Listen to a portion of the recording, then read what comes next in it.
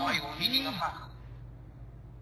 Ganun po ang kadali, no? Sa amin, kagaya ko, napakadali sa amin sapagkat nakakaunawa na kami ng kalooban ng Diyos.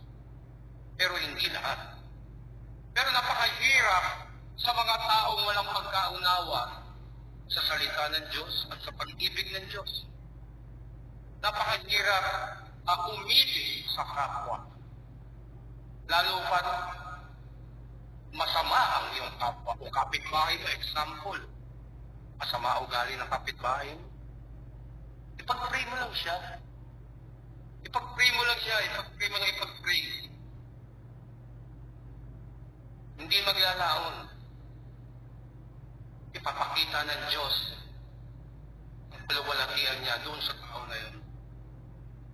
Kasi una sa lahat,